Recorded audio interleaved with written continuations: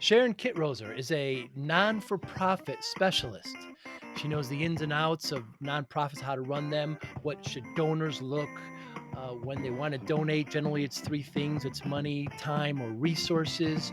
What should donors look for when they're researching a non-for-profit? There's so many now. There's internet ones, there's large ones, there's humanitarian ones, there's ones for causes, there's local ones, there's global ones. Nonprofits play such an important role in our society. Who should you support? Would it be a religious one, like I said? Would it be in your community? But it's a very important function of our society. Nonprofits play. We have a great discussion on how that works. She trains nonprofits how to work as well. It's a fascinating discussion on nonprofits. I think you're going to like it. Thanks for listening. Hi, I'm Joey Pinz. People ask me, how did I lose 130 pounds? The quick answer is always discipline.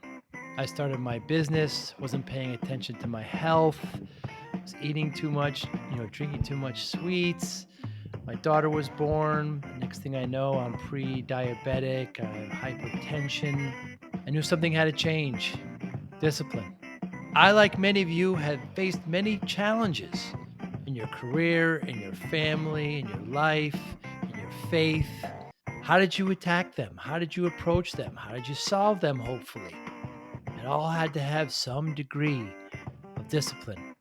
I'm also asked, how did you found and start a tech business that lasted over 25 years? Discipline. I was committed to it, enjoyed technology, didn't enjoy some aspects of it, but knew it was necessary. Discipline. Our podcast mission: how do we use discipline to better ourselves and society? Join me, please, as I talk to interesting people and discuss how they use discipline in their family and their passion and their careers and how it helped them. Our podcast vision: growth through learning from others. Joey Pinz Discipline Conversations. It'll be light and serious. Join us, please. Thank you for consideration. So let me start off by asking you, why should people donate to large nonprofits? That are like very big nonprofits. When we hear that, sometimes there's, large payrolls and large buildings, etc. Why should we still donate to them? You should absolutely still donate because the nonprofits do the on the ground work to change society, to change people's lives. It's incumbent upon the giver to really look and do their Hmm. homework to make sure that this nonprofit is doing with their money what we call donor intent, what they want to be done with their money. Donor intent. That's very interesting. Yeah, because just what happened in Haiti, the earthquake that happened about, I don't know, month, 6 weeks ago, and Red Cross was the first group there. And they're a very big nonprofit here in the United States. And all over the world. Yeah, yeah, very interesting. And what is the state of nonprofits? With the pandemic, with everything that's happening, how are they doing? Different nonprofits, some have gone away. It's been too much. And some have had a huge growth. For instance, food banks. I Hmm. think people who never thought they'd use a food bank are using a food bank. And so people really understand the need and have just been overwhelmingly generous and supportive to a number of categories. That's just one of them. Um, you know, what our business focuses on is very much teaching fundraisers to be nimble and be able to pivot. So a lot of charities and nonprofits who really focused on in-person events, everything from 5Ks to galas, really stuck reinventing how they would ask their supporters for money. Some could, some could not. Some did it and did it well. Some did it and landed flat on their face. So it's really been an awakening, definitely for myself and my team on what we need to be training people on, which is to really be able to look at a situation in the world and decide how do we best support our mission in the reality of the world. Very interesting. You started off by saying food banks, and I remember, I'm in the Northeast. I think you are as too, and I just remember New York City. I'm in Oh, you're not, Florida. but you were originally. I could Yeah. hear it in your voice. Yeah. Yeah.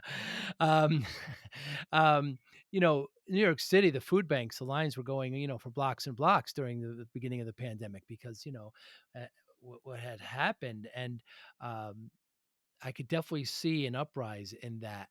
Unfortunately, I've never been. There's one in my town. I'm in New Haven, and I know I've donated. Every once in a while they send emails out saying we need some paper supplies, we need everything, and then we know what to do. But do they look for money or do they look for food? What do you donate to a food bank? That's a really good question, and you could say that about any charity because there's really just three categories. You can donate your time and be a Mm, volunteer. You can donate mhm, money to support their mission, or you can donate stuff if they're people who want stuff. For instance, there are some, you brought up the Red Cross. The Red Cross couldn't get stuff to Haiti. They had to rely on money to get the stuff where they were. mm, So those are the real big things. And I remember a story where a board member at a charity that I worked for went up to one of our very, very involved volunteers and showed her a bracelet, a gold bracelet that she had received for donating so much money to this charity, and started saying, "You give your time into all this great stuff, but I give my money." So, mm, I found that quite distasteful because the mm, joke is all are good. Giving, let's take the food bank example. If you are able to donate food, that's great, but somebody has to pack up the food. So if you're able to donate time, that's amazing. And if you're able to, donate resources, the truth about food banks is, let's say, they're trying to feed people nutritious and healthy and help mm. them stay healthy. So if everybody's donating, soda, somebody they've got to use these funds to purchase vehicles to deliver, but also healthy food that can sustain people during, whatever crisis they're having personally or in the community. It's so important the role that nonprofits play, and I don't think people realize. I was talking to Dr. Mark Rothman, who was there at 9/11, and he came out of the subway there, and by NYU, and the towers were there, and he went and helped afterwards, and there was all of these volunteers. Like he'd ask, "Where are you from?" And they say some nonprofit from somewhere in the Midwest. They came and they're going through things and trying to find remains, and everywhere there was all these volunteers from these nonprofits he had never heard from. And it's just so inspiring to know that these people are ready when there's something like this. They're part of a committee, they're part of a group, and away they go. They donate their time. They're ready to do that. It's so impressive and fascinating at the same time. Well, different people, I think everybody sleeps with their superhero cape in a different way. Um, I've had the most wonderful volunteers work in organizations, and I always love the volunteers because they're doing what I do. I'm getting paid, they're not. Mm, So I always really focus on letting them do what makes them feel like they can wear that cape. And for some people, it was, being able to, I worked at the bone marrow registry. For some people, it was running a drive and waiting to get that special card or special email that said somebody you tested became a match. Magical. Other wow. people wanted to actually be the person who donated the bone marrow, both volunteers, but some people are not physically able or beyond the age where you can donate. So I think as a paid staff member or certainly as leadership, it's your job to find out what makes everybody feel like they've had their little piece of changing the world. So let's talk about 9/11. It's certainly very timely. Back then, it was in my first career in radio, and I had a client who manufactured sugar free sports drink. And he called me up and he said, "I want to send a semi truck to ground zero. Can you Wow. make that happen?" And for him, it was stuff. Back to time, money, or stuff, he was stuff. So, I work with WABC. I was able to reach out to some of the talk show hosts, and no kidding. I think it was my first magic moment in volunteering. I was able to get a truckload of this beverage, which was very valuable, down to ground zero. He felt like $1,000,000. I felt like I had some control over something that was so not in control. And it was just amazing. So I think everybody, many, many people have this volunteer spirit, this spirit to do something bigger than themselves, to be able to help people less fortunate. Not everybody. Some people donate money because it helps their taxes. It's okay. Right. It's Yeah. okay. Because, nonprofits do the work that you'll never, that's why they're nonprofits. They do the work that money, it's not going to get anybody rich. It's just going to be their piece of saving the world. And then there are the people who start charities because of something that happened in their life, and they take that moment and turn it into a mission. I have to tell you, I spend my life looking to find people like that I can get to understand. I'm this like crazy person who asks these weird questions. What motivates people? Quick story. We had a guy who really was one breath away from dying of leukemia, and they finally found his match. He got a bone marrow transplant after 2 years of a search and all kinds of chemo and all kinds of stuff. And now he's well and good. And they go, any questions? I go, yes, I have one question. What kept you going when everything was against your side? There's this old movie called In Search of Happiness. If you remember that with Will Smith. How do Yes. people keep their drive and their belief that it'll all turn out okay when they're living with their kid in a bathroom? How do you keep your faith when you have no match and maybe you'll die soon? How do you keep your faith? How do you get, and I'm fascinated. I will never ever miss an opportunity to meet someone like that and help them with questions they find. Actually, most people find them intriguing. I find them a gift to me because back to 9/11, I once met someone who was in one of the towers on an airplane. I was sitting next to her on an airplane and I asked her, "Can I ask you a few questions?" She goes, "Yeah, I've paid a lot of money for therapy. Shoot. Tell me all your questions. Ask me. It's amazing to think we're coming on 20 years of 9/11, by the way. It's I was on an airplane during 9/11 heading for New York. hmm, So to say, and I had very little children 20 years ago. They were 1 and 4. They are now 21 and 24. And I once heard a guy on a TV show talking about blessed and not blessed, that some people were blessed. And he said, that's ridiculous. Just because you died on 9/11, you were blessed. You had a beautiful family. You did beautiful, whatever it was that made you so extraordinary. Because I just got lucky that day and I got out. And that's exactly how it has changed my perspective. I feel lucky that the plane I was on was in the air for 7,000 hours, it seemed like, and we ended up in Atlanta, but crazy story, but I'm here and nothing happened to me. I was very lucky. incredible. I know my sister had passed away years ago, and we did a fundraiser thing. We did it for 2 years and kind of created a little something, and got a bunch of people to donate and got silent auction, did things like that, and it really it it's refreshing to know how many people want to help.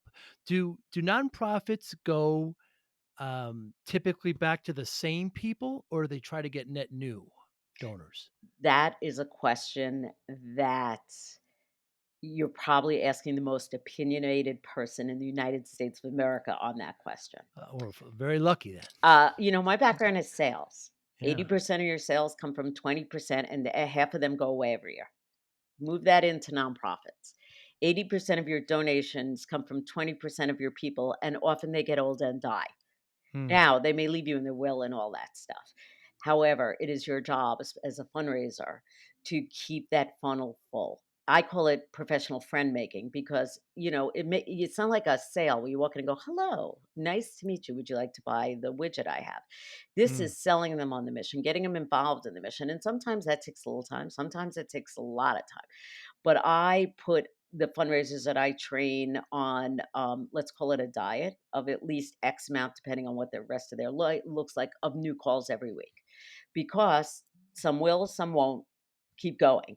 And I a part of the training we sales training we do for fundraisers is to get them to get over the rejection. They don't know you. I tell my son this about girls. They don't know you yet. They're not rejecting you. They're rejecting what they think they know about you. It's mm. exactly the same. Keep on going, because the new people bring vibrancy and ideas and magic to your mission. And while you cannot, I did a whole blog on this. You can't, your steady Eddie donors that come in every year are gold, but all these new people are silver. And it's, you got to have them both to be, to be successful.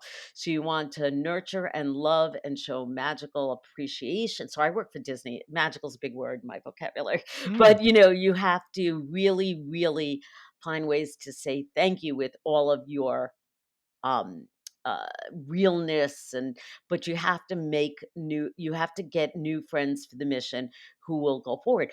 Often people are a certain age that donate, and at 95 they're allowed to die. Hmm. They're not going to give you, unless you're in their will, they're done giving you money.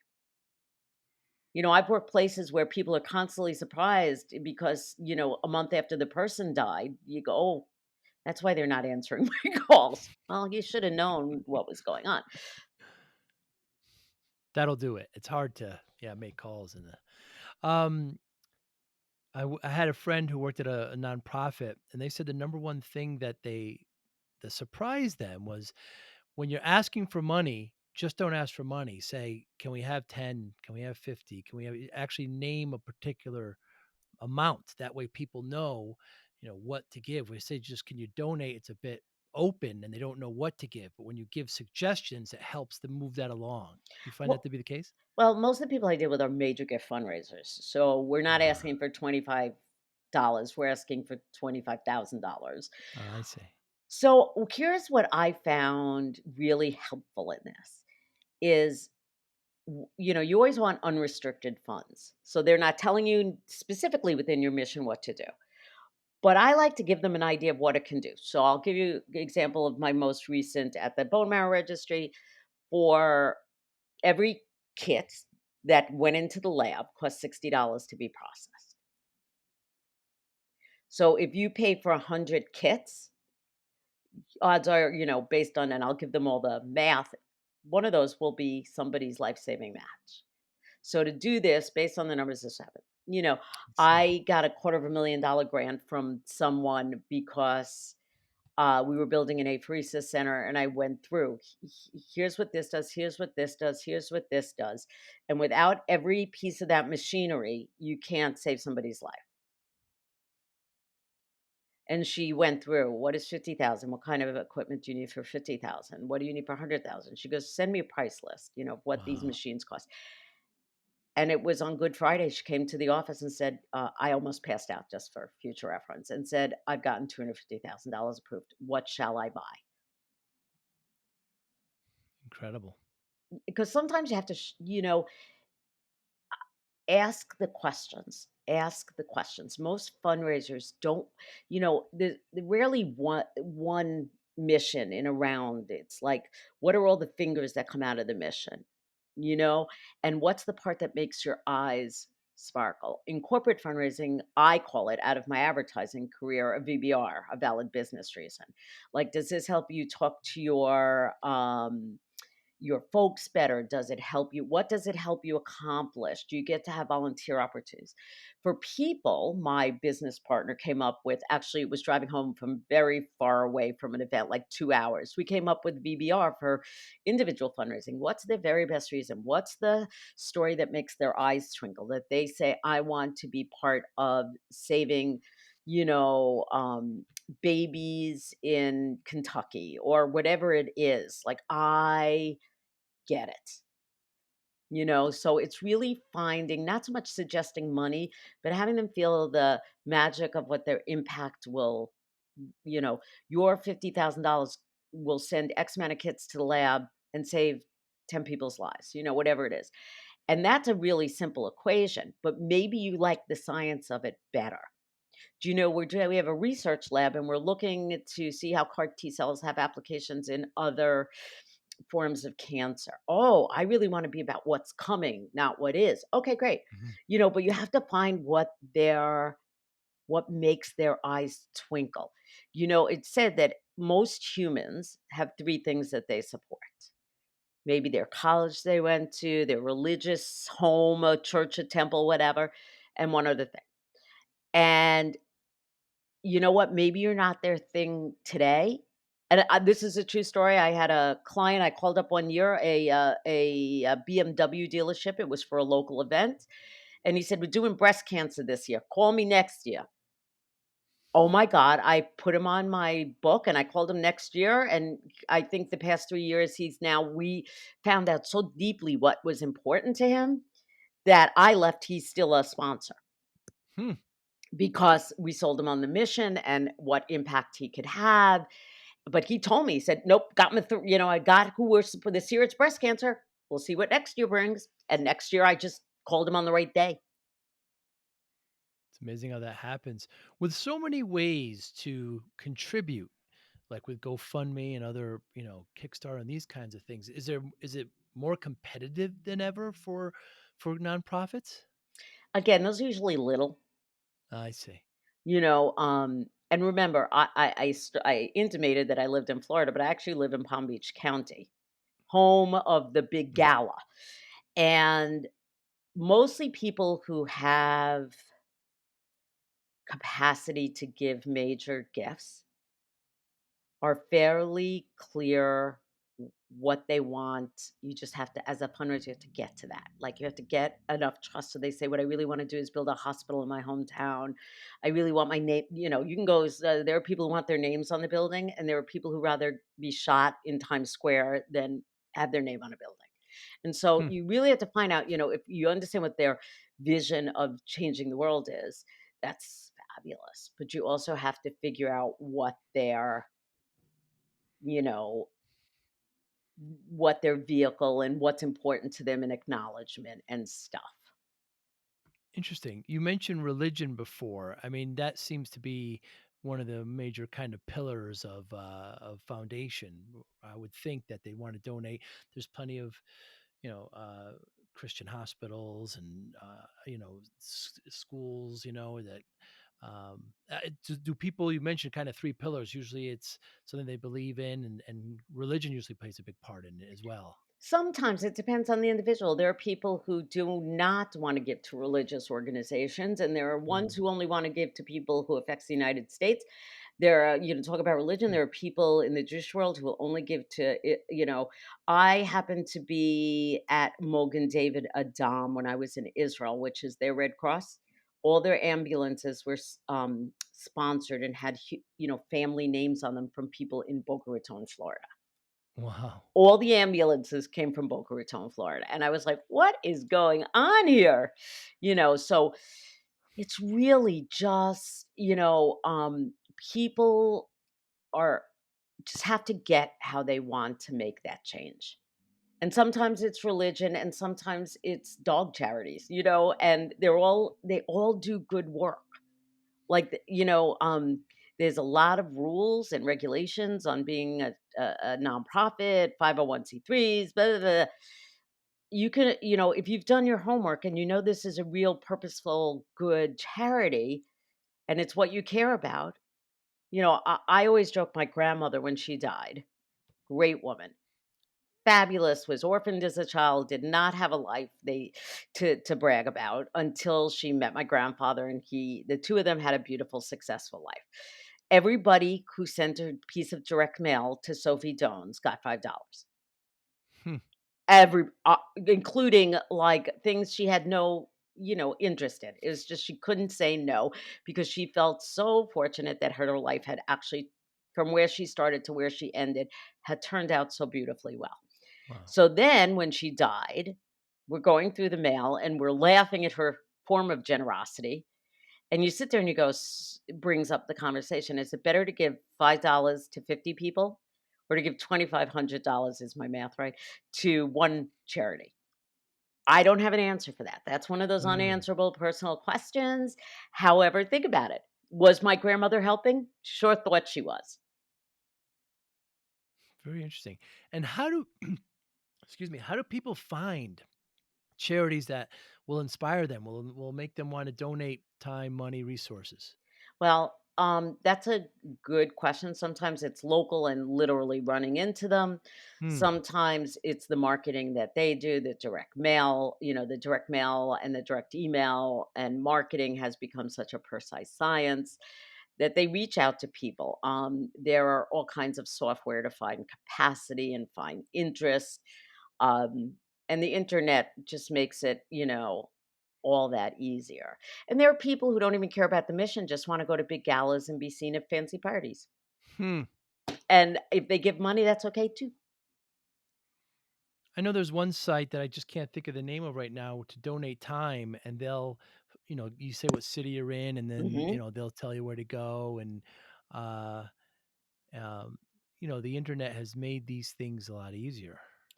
We actually use that site. I can't think of the name of it when I was at Gift of Life because we did races in Boston where we actually had a couple of people, not enough to really recruit.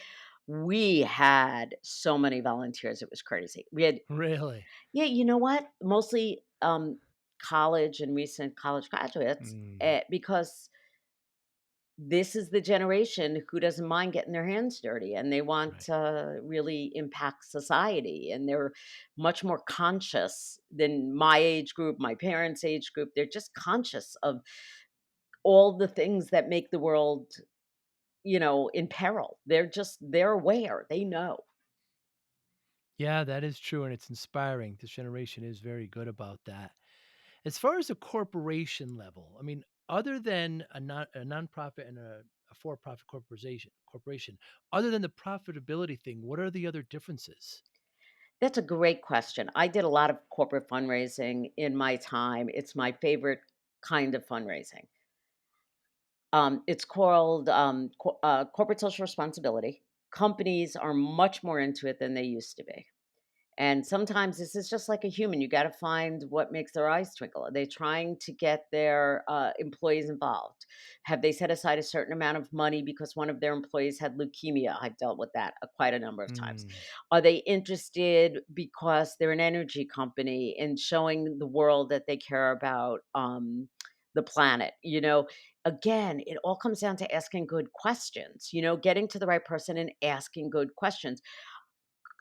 I am a real strong believer in good and important social responsibility the way it should be done. There are some companies who think changing the name of uh, their product is, I joke and I'm going to get a call from them someday because I've had this conversation publicly too much. If Uncle Ben's, when they changed the name of the rice, had taken all the misbranded rice and donated it to food banks, I would have felt a lot better about that. mm, hmm. You know what I mean? So, Like, you know yeah. what? Be authentic. And I have had more fun tying missions into corporations in real and authentic ways. I'll give you one great example that I loved, and I've never worked with them direct. I'm strictly a fangirl, is Budweiser. Do you know that Budweiser, um, during times of crisis, will take their beer cans and that aren't labeled yet, and they will fill them with water and get them to disaster sites. Wow. Hmm. So you know what? That's the stuff. But it's budget relieving because then the nonprofits don't have to pay for water, and this water gets delivered, and it is truly an important necessity, and you know what? They have the ability to do it at the drop of a hat, and it's really very I think it's amazing. They also just did something, they amazed me, to try to, get more people to take the COVID vaccine, they were offering free beers. to Of celebrate your course new they are. COVID vaccine. Of course They're they are. very creative, but very purposeful in their corporate social responsibility. It's interesting to see that because they were acquired by InBev, the a Mhm. European company, and it's great to see that they can still do that even under somebody else's, umbrella. So then, I mean, we need to talk about there are some who, are completely against nonprofit, like Steve Jobs. Steve Jobs stopped all nonprofit donation at Apple. He just didn't believe in it, had bad things to say about it. Please comment on that. I please comment on that. I wonder if he after he got sick, he would have thought it was a good idea to give money to the Cancer Society for, research into pancreatic cancer. Like, I don't know when he said that or as he was getting sicker and sicker, if he found the need to change that. Um, Most companies, Microsoft is terribly generous, like, not terribly, but awfully I generous. understand, yeah. And so, I'm not bothered by the ones who won't. I'm excited by the ones that will. And, I have an Apple phone. I'm talking to you on an iMac. It's all okay. Well, the new CEO has certainly changed policy there, and, it's very different now, but he just was completely against it and never really, uh, said why that I saw, but, it was just, disheartening, and there are others, right, that strictly that won't donate. I'm not sure why. We're just speculating here, of course, but, if you have a bad experience, wherever it may be, why disallow others to do that too? Well, I then really look can't at Warren understand it. Buffett. For every Steve Jobs, Yes. there's Warren Buffett, who I Bill Gates, yeah. really think is magically generous. Right. There's you can only count the ones that have. And I do enjoy that Warren Buffett will say, "What's wrong with the rest of you gazillionaires? Why aren't you doing this?" Now, we'll have to see what happens with this whole millionaire challenge with the Bezos splitting and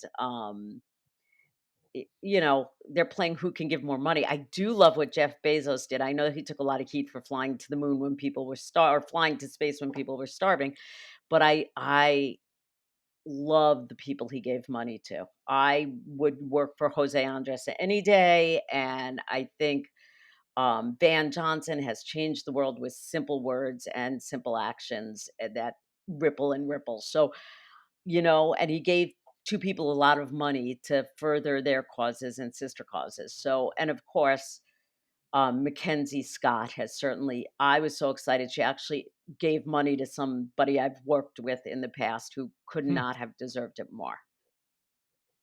It's nice to see how people are so generous that way, and oftentimes we don't hear about that.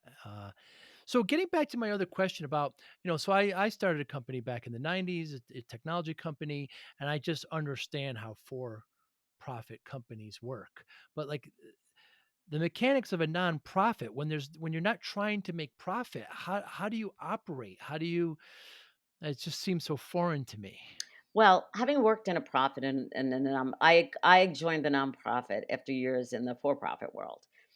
Uh, and it's different to work in them, but, obviously, when you ask for general funds, there's still money, whether you're a profit or nonprofit, you have to keep the lights Hmm. on, and you need health insurance for your employees, and occasionally you need to buy a new desk or whatever it is.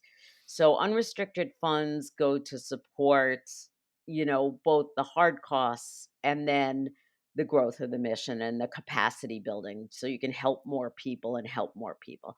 So generally if there's extra money after all this, that's what it goes to, capacity building. How many more people can we help? How many more situations can we make better?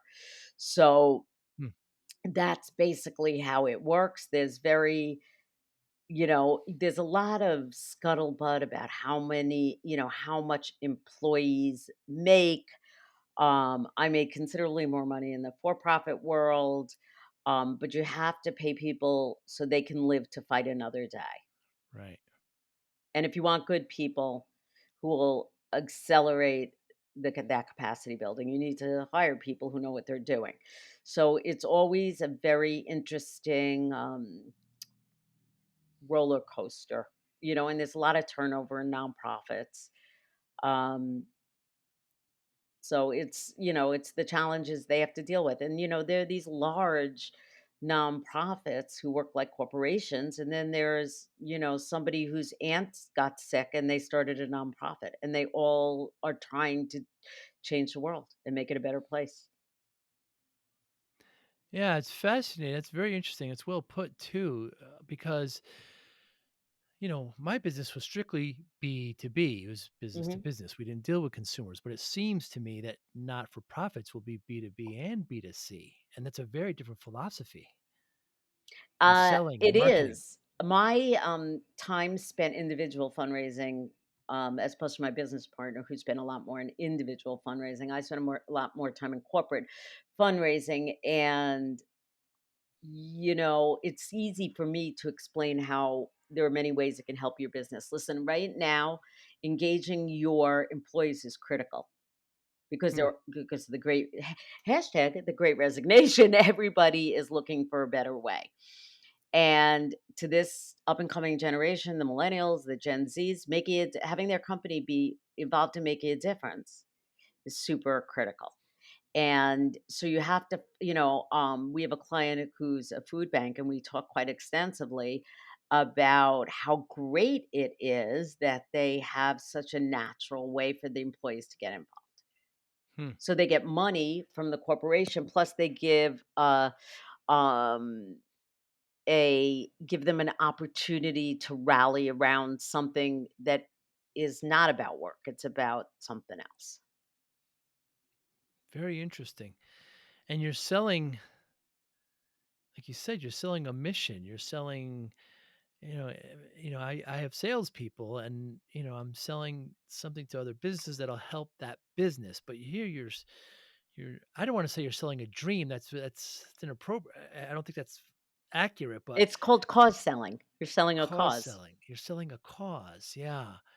Yeah. When I worked at one corporation, I remember a nonprofit came in and they presented themselves and they said, if you want to donate, you can. And, the corporation had a good relationship with them, and when you learn more about them, they're very worthwhile. I can donate some time, a couple Saturdays, and some money, and it's. But I got introduced to them because of the corporate partnership.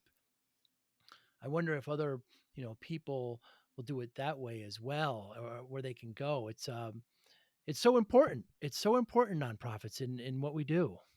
Well, and it's really funny. So, yes, a lot of people come to a mission through corporate programs.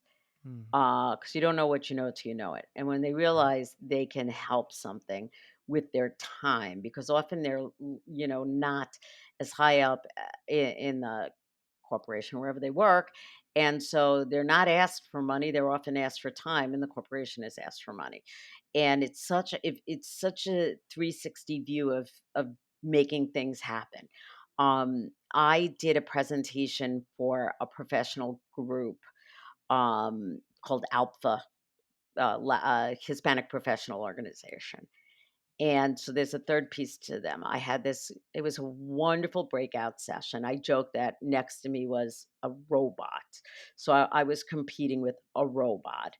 Um, and so what happened was I really got people who were interested in the subject matter, not the ones who wanted to see the robot.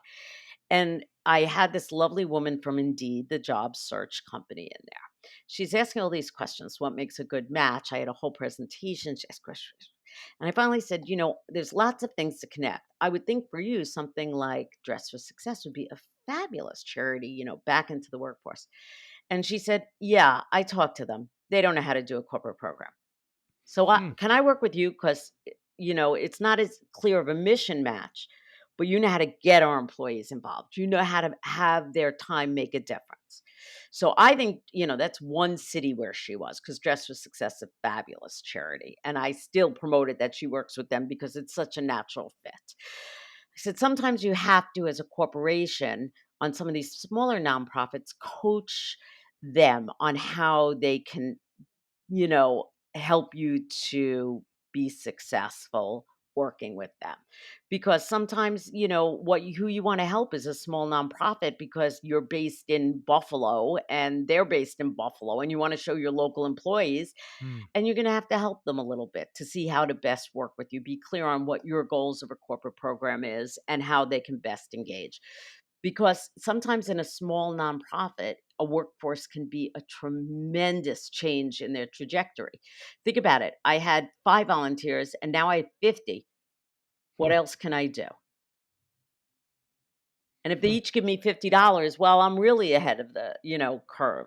But it's again having a conversation and not necessarily assuming that they're the very best at this. They should all be very best at what their mission is. And that's actually why we built our whole company, to help them be very best at this other side too, to help them build capacity, grow their fundraising. Interesting. Now there have been some nonprofit organizations that have, there's been corruption involved, and they'd had to close down. I mean, how do we avoid those kinds of? I mean, it's only a few certainly, but how do we look for that? What do you do in that circumstance? I'm sure you've kind of fallen into some of that. Sometimes you've seen that. Oh, we turned down a client because we thought that we didn't like how their 990 looked. Do your research. Google search the charity. There's also, and be reticent if it's a large charity and some guy in Syracuse does something wrong. Don't hold it against the charity. Right. Right. Be clear on the mission and the overall picture. Realize there's some ex-employees who say stuff. Uh, you know, do your homework as a donor and make sure and ask questions and make sure that your money's going to do what you want it to do. How this whole conversation started, donor intent. What do you want your money to do? Right. What did my grandmother want to do with the $5? You know, um, I think after 12 months of $5, it was $60 a year. So maybe someone could do something with her $60. But it was true and good, and her donor intent was changing the world in a little way to a lot of people. It's Hmm. fabulous. It really is. Now your firm, Cat and Mouse, you help profit organizations with. Tell me what you do.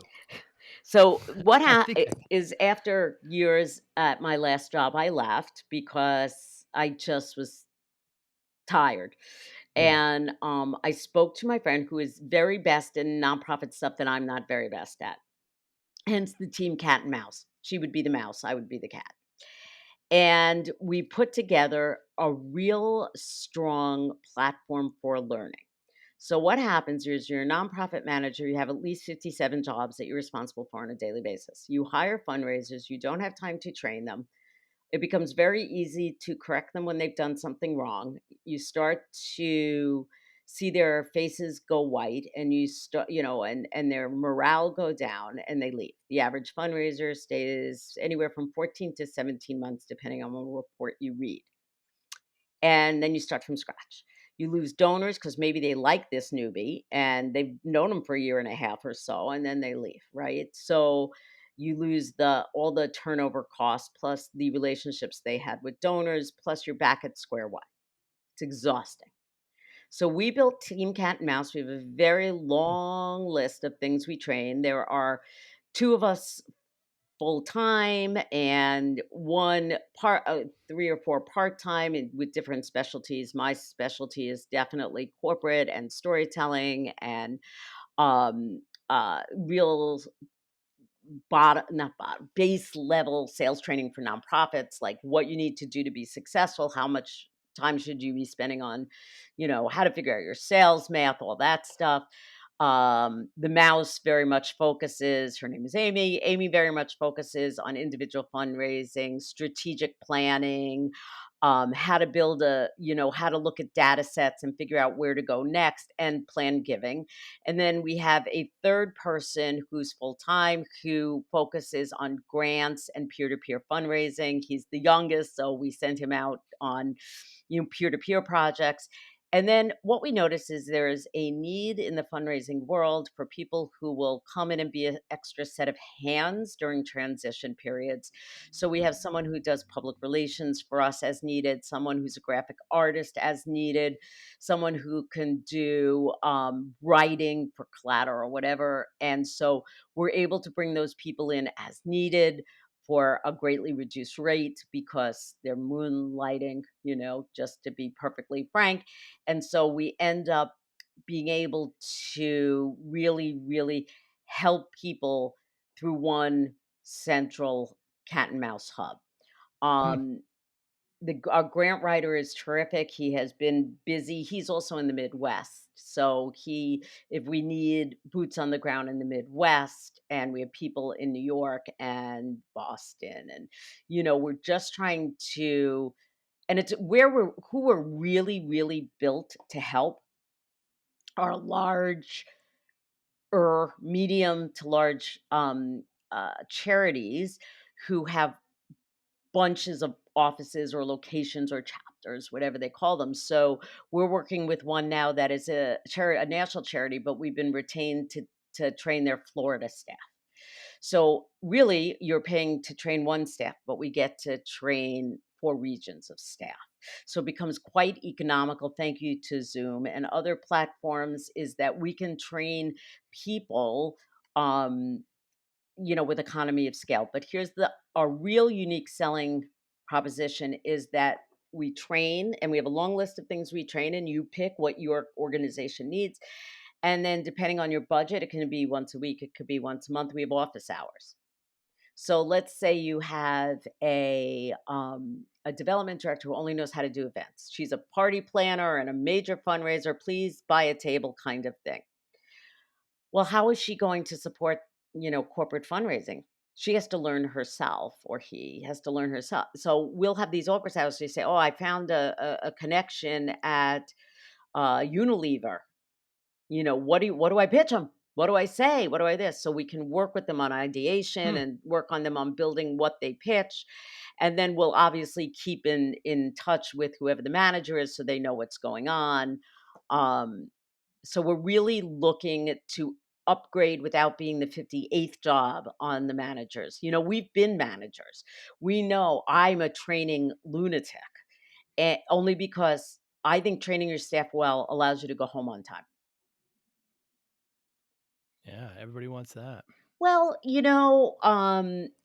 I was not trained when on my first job. If you go to our website, you'll see the very first blog for Team Cat and Mouse about me putting my head through a windshield because no one told me something. I mean, true story. I was a baby in radio in Binghamton, New York, and I got a year deal from a tire store for traffic reports in the morning for $10 a billboard. This is brought to you by Binghamton Sure. Tire Company.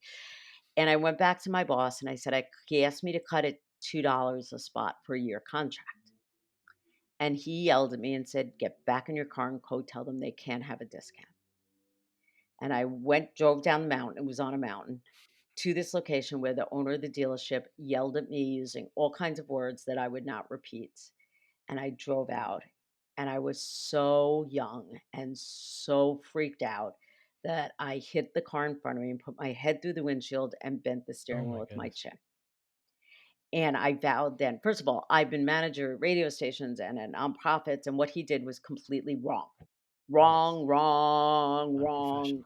bad. However, I would never, ever let that happen to one of my folks. You know what? Would you maybe have gotten a lecture that I would have appreciated a call asking if that was okay?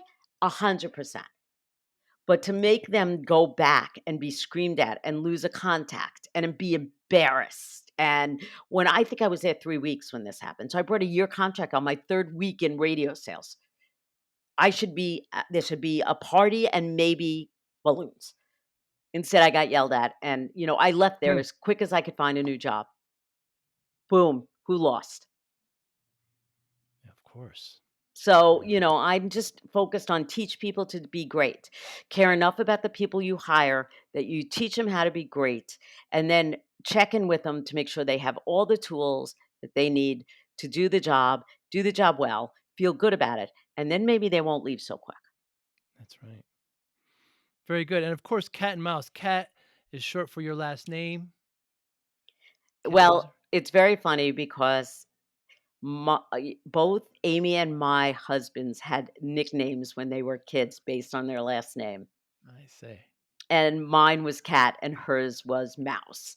I And say. so, it was sort of a joke when she said it, but there's so much about the chase that's involved with fundraising that, so far out of all the potential clients we've spoken to, one has figured out that it was our names. So we I have a lot say. of fun with it, but mostly the point is we just it's so personal for us that of course, and I didn't want it to be something that was our real last names because we we just wanna take great people and make them greater. It's not about Mm. us. It's about bringing them, to where they need to be so they can, be 10 years from now and saying, "You changed the trajectory of my career because I finally knew what I was doing." So, Very interesting. So how do we get in touch with you? How can we find you? the best way is Team Cat, AndMouse.com. I'm That Sharon K is with a K. Cat is with a K, Yes. teamcatandmouse.com. And also I'm Sharon at teamcatandmouse.com. Or the best way to get to me, and probably the easiest way to learn about it is we're big LinkedIn fans. I think LinkedIn has changed my life. I don't have to Yeah. dress up to meet new people, no hair Mhm. combing, have the pandemic ponytail, and meet new friends. So I am very focused on LinkedIn, Sharon Kitroser. Team Cat and Mouse has a page on Facebook as well as LinkedIn. And And so that's the Instagram. way to find me. Very good. Well, Sharon Kitroser, thank you so much. Nonprofits, very important in our life and our society, and we need to find one or more and really engage with them. Thank you so much for your time today. Thanks, Joe.